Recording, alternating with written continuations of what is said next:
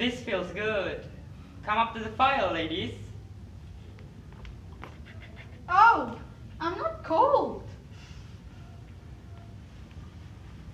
Well, Mr. Hill, before we move things about, I want you to tell Mr. Henderson about what you just saw when you came here yesterday morning. By the way, has anything been moved? Are things just like you left them yesterday? Well, it's just the same. When it dropped below zero last night, I thought I'd better send Frank out this morning to make a fire for us. No use getting pneumonia with the big gas on. But I told Frank not to touch anything except the stove. And you know, Frank. Somebody should have been left here yesterday. Yesterday? Or when I sent Frank to Mori Center for that man who went crazy.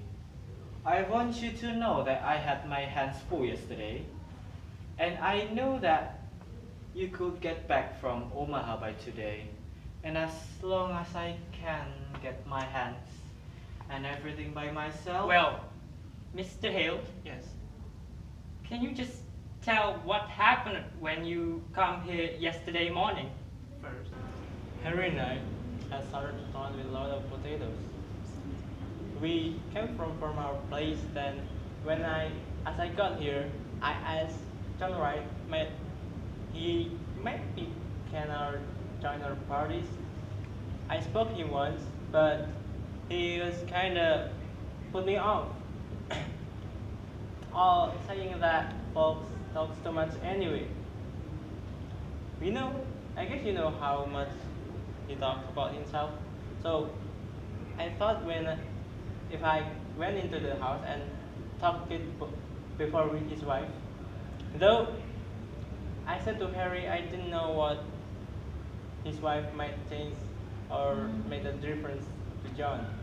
Let's talk about that later, Mr. Hale. I do want to talk about that. But just tell what happened when you got to the house. Well, I didn't hear or see anything. I knocked this door, but it was all quiet inside. I know they must be up.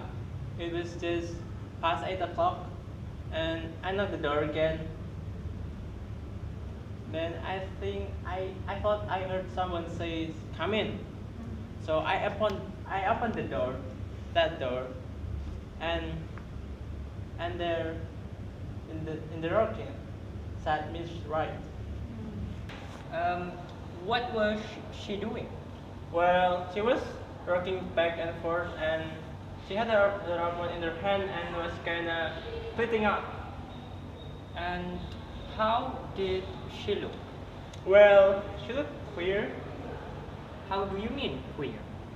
Well, as if she didn't know what was to do next, and was kind of done up.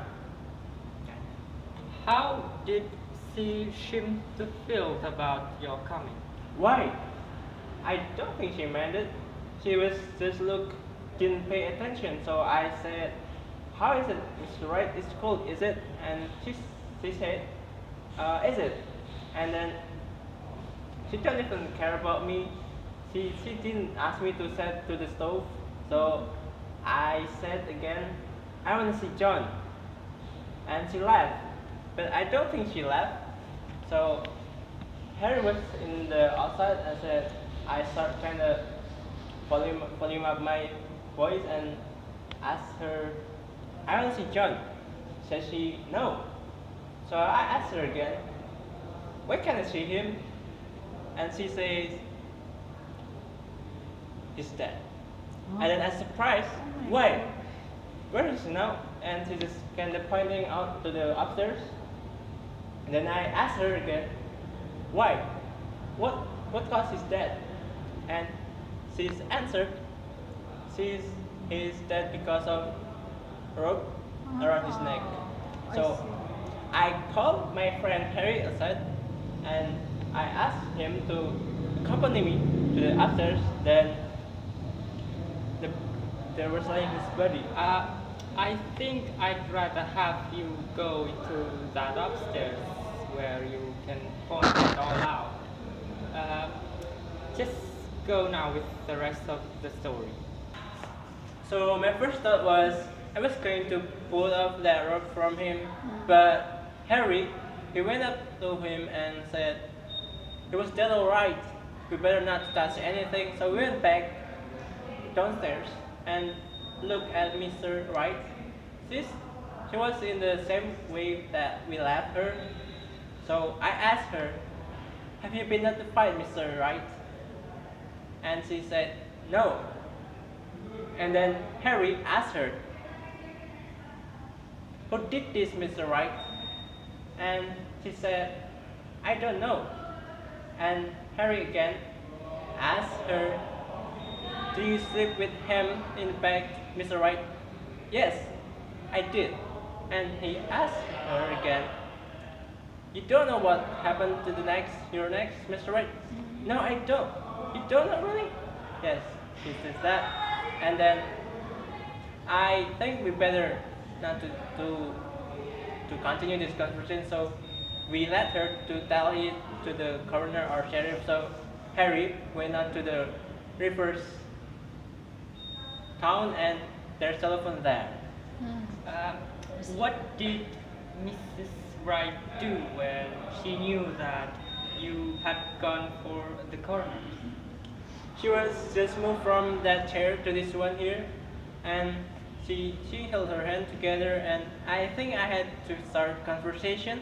So I tell her about our plans with Mr. Wright before to the telephone party, and then she laughed, and then she stopped and scared. I think he's not scared. He wasn't scared at all, but Harry got back with Mr. Lloyd and you, Mr. Peters. I guess that's all that I know that you don't. I guess we'll have to go upstairs and then out to the barn and around there. You're convinced that there's nothing important here, nothing that would come to any motive. Nothing but kitchen things.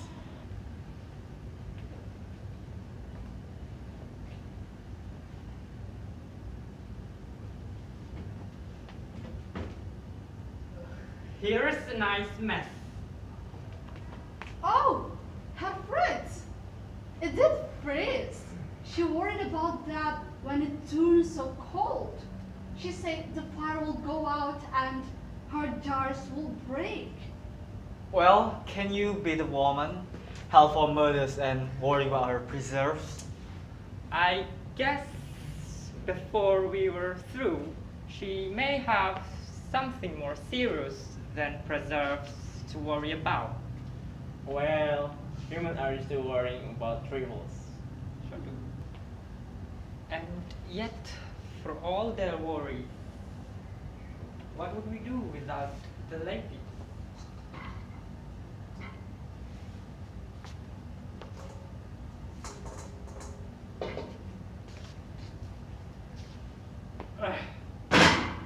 Dirty towels. Not much of a housekeeper, would you say, ladies? Well, there's a great deal of work to be done on a farm. To be sure, and yet I know there are some Diction County farmhouses which do not have such roller towels. Those towels get dirty awful quick. Men's hands aren't always as clean as they might be. Ah, loyal to your sex, I see. But you and Mrs. Wright were neighbors. I suppose you were friends too. Well, I've not seen much of her of late years. I've not been in this house, it's been years. And why was that? You didn't like her? Well, I like her well enough.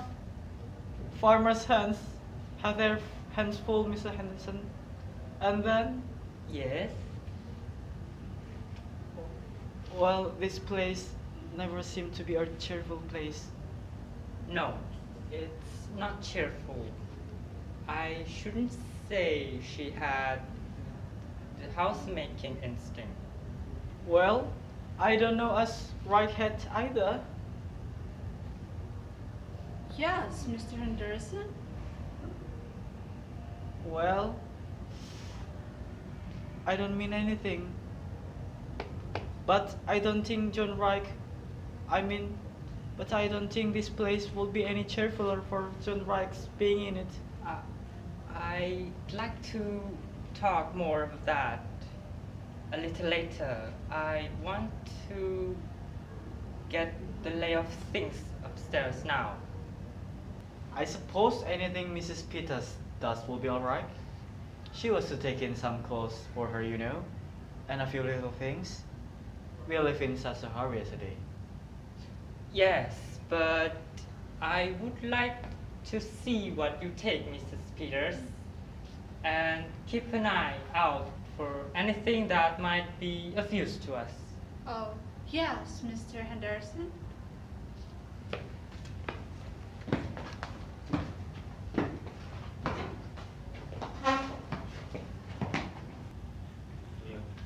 I hate men coming to my kitchen, stopping around and criticizing. Of course. It is no more than their duty. Duty's alright, but I think that deputy sheriff that came out to make a fire have got a little of his own. Wish I thought of that a little sooner. Seems mean about her for not having things leak up when she had to come away in such a hurry.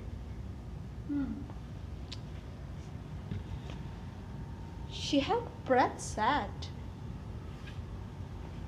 She was going to put this in there. Well, It's a shame about our fruit. I wonder if it's all gone. I think there's some that's alright in here, Mrs. Peter. Yes, here. This is cherries too. I declare I believe this is the only one. She'll feel bad for her hard work in the hot weather.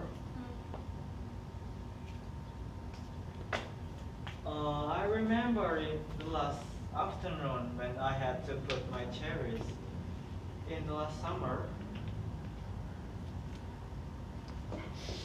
well, I must get those things from the front room closet. Well, come with me, Mrs. Hale. You have to help me to carry them.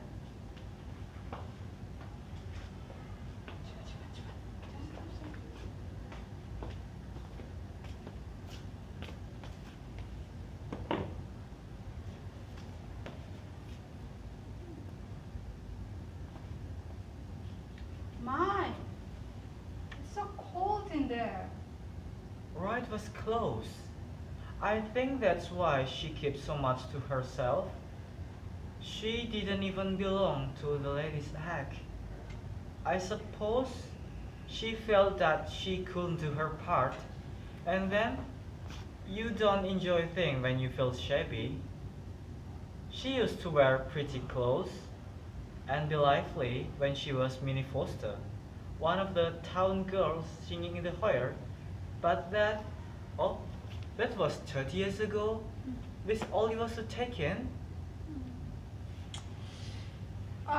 She said she wanted an upfront, and for there isn't much to get you dirty in the jail.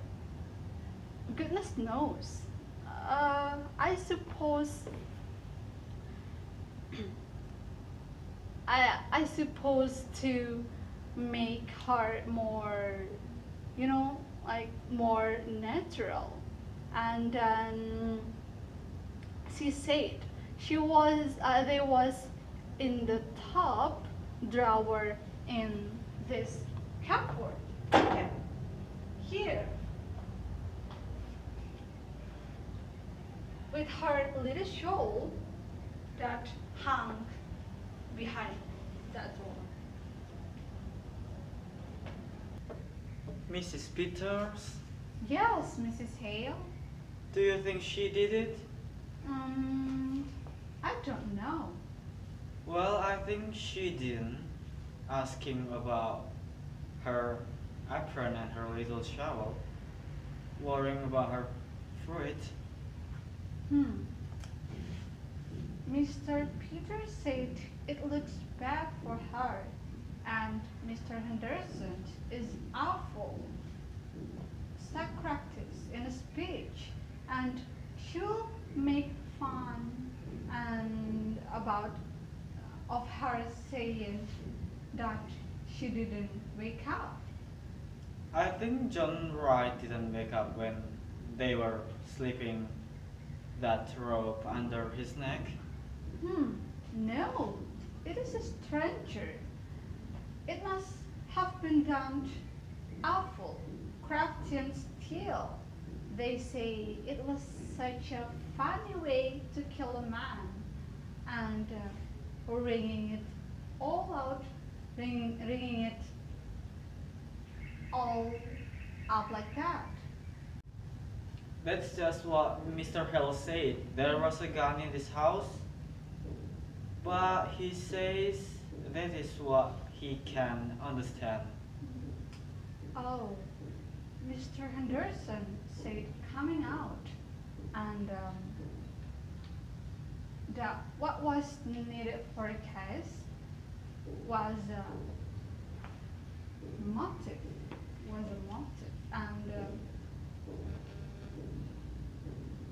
it seems something just so injured or sudden feeling. Well, I don't see any sign of anger around here. It's wiped up to here. Wonder how they are finding things upstairs. I hope she had a little more right up there. You know, it's some kind of sneaking, trying to turn her own house against her. But Mrs. Hale, the law is the law. Well, I suppose it is. Better lose your thing, Mrs. Peter. You won't feel them when you go out.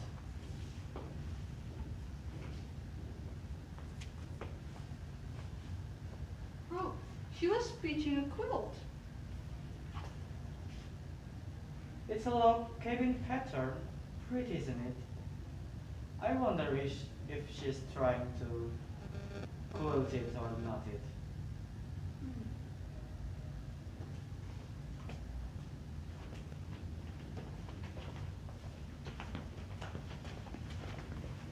They wonder if she was going to knot it or quilt it.